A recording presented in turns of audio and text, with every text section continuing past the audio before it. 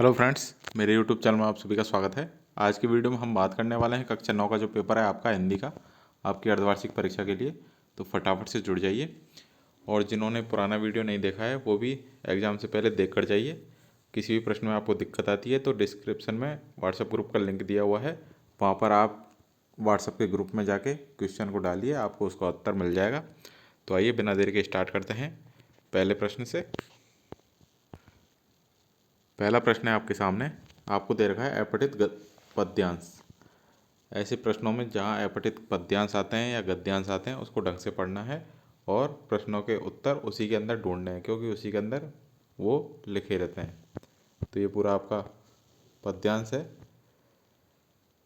पर यह पितृगाथा मैं इसलिए नहीं गा रही कि मुझे उनका गौरवगान करना है, बल्कि मैं तो ये देखना चाहती हूँ कि उनके व्यक्तित्व की कौन सी खूबी और खामियाँ मेरे व्यक्तित्व के ताने बाने में गुथी हुई हैं। इस तरीके से आपको पूरा ये ढंग से पढ़ लेना है। अब इसके प्रश्न देखते हैं हम। पहला है, लेखिका का पितृगाथा गाने का क्या उद्देश्य था? उसका उद्देश्य था उनके व्यक्तित्व की कौन सी खूबियाँ और खामियाँ मेरे व्यक्तित्व के ताने बाने में गुथी हुई हैं, या अनजाने अनचाहे किए उनके व्यवहार मेरे भीतर किस गलतियों को जन्म दिया। सेकंड है, लेखिका के मन में हीन भावना कैसे पैदा हुई?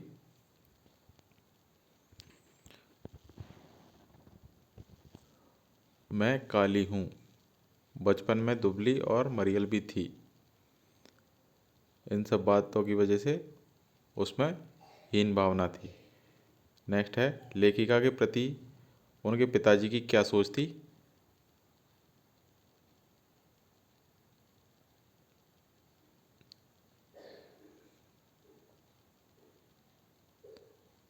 तो ये देखिए,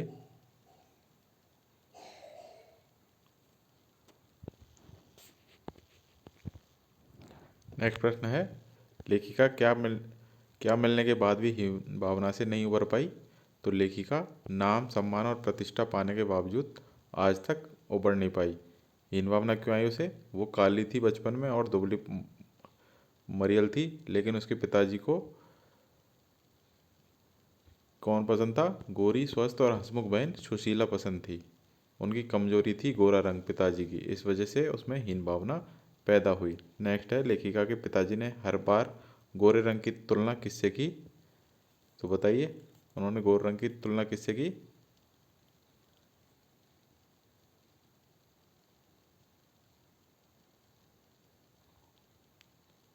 हर बार गोरे रंग की तुलना उन्होंने लेखिका से की। नेक्स्ट है, अपठित काव्यांश, जिसको पढ़कर आपको प्रश्नों के उत्तर देने हैं। ये देखिए, जैसे हमने अभी पद्यांश पढ़ा था वैसे ही आपको इसको पढ़ना है और प्रश्नों के उत्तर आपको देने हैं। सबसे पहले तो इसको पूरा ढंग से पढ़ के आपको शीर्षक तय करना है, क्योंकि अपठित काव्यांश या गद्यांश के अंदर शीर्षक आपको देना होता है। प्रश्न संख्या 2 है, पुष्प की क्या अभिलाषा है? नेक्स्ट है,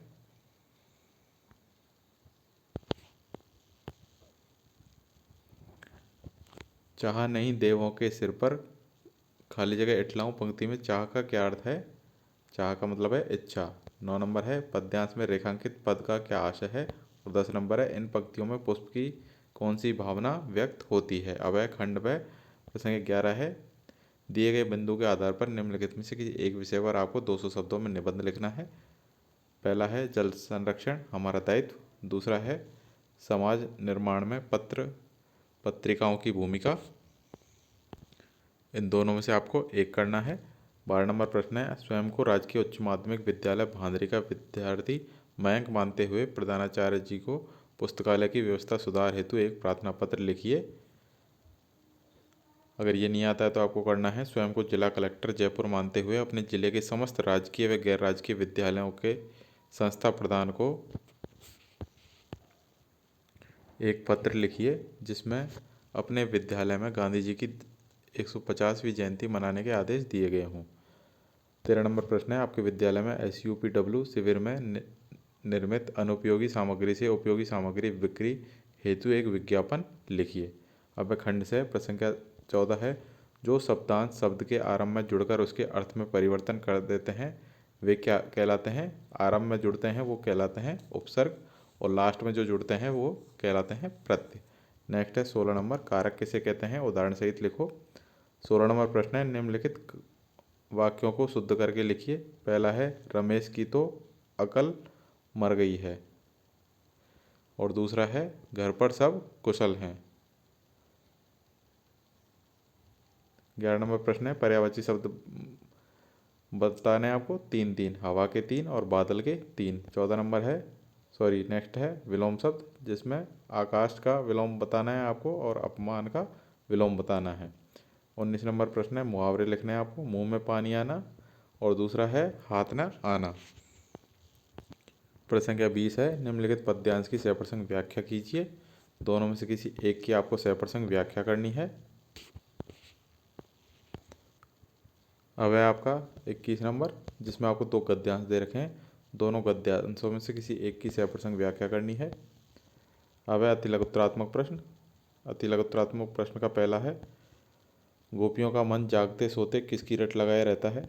नेक्स्ट है, आत्मकथ्य कविता किस युग की है। 24 नंबर है, हालदार साहब चौराहे पर रुककर किसे निहारते थे। 25 नंबर है, उस्ताद बिस्मिल्लाह खान के बचपन का नाम क्या था। नेक्स्ट है आपका लघुत्तरात्मक प्रश्न। प्रश्न संख्या 26 है, गोपियों ने राजधर्म किसे कहा है और क्यों। 27 नंबर है, मुरझा कर गिर रही पत्तियां क्या संदेश देती हैं। 28 नंबर है, उत्साह कविता के माध्यम से कवि ने क्या संदेश दिया है। 29 नंबर है, संगतकार का मुख्य धर्म क्या है। 30 नंबर है, बाल गोविंद भगत किस प्रकार के व्यक्तियों को अधिक स्नेह का पात्र मानते थे और क्यों। 31 नंबर है, लेखक ने क्या सोचकर सेकंड क्लास का टिकट लिया था। 32 नंबर है, लेखिका के मन में पनपी हीन ग्रंथि कैसे पनप गई थी। 33 नंबर है, उस्ताद बिस्मिल्लाह खान की काशी को क्या देन है।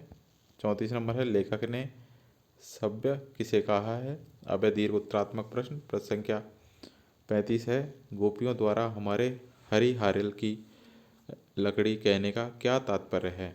36 नंबर है, जयशंकर प्रसाद एवं कवि सूरदास के व्यक्तित्व और कृतित्व परिचय संक्षेप में लिखिए।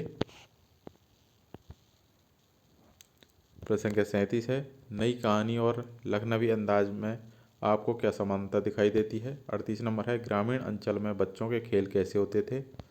39 नंबर है, गैंगटॉक का अर्थ क्या है। 40 नंबर है, तिस्ता नदी कहाँ बहती है, इसकी विशेषताएं लिखिए। 41 नंबर है, हिरोशिमा पर कविता लिखते समय लेखक की मन स्थिति क्या थी। 42 नंबर है, माता का अंचल पाठ के आधार पर लेखक के पिता की दिनचर्या से हमें क्या प्रेरणा मिलती है। अथवा सब और जैसे जन्नत बिखरी पड़ी थी, लेखिका के इस कथन को साना साना हाथ जोड़ी पाठ के आधार पर स्पष्ट कीजिए। 43 नंबर है, हिरोशिमा के एक जले हुए पत्थर पर पड़ी छाया को देखकर लेखक ने क्या अनुमान लगाया। अथवा माता का अंचल पाठ का सारांश अपने शब्दों में लिखिए। तो ये थे सारे महत्वपूर्ण प्रश्न जो आपके पेपर के अंदर आ सकते हैं। तो सभी प्रश्नों को ढंग से देखें, याद करें, और जिन्होंने चैनल को अभी तक सब्सक्राइब नहीं किया है, चैनल को सब्सक्राइब कर लें, नोटिफिकेशन बेल को ऑन कर लें, जिससे आपको हर वीडियो की अपडेट टाइम से मिल सके। Thank you.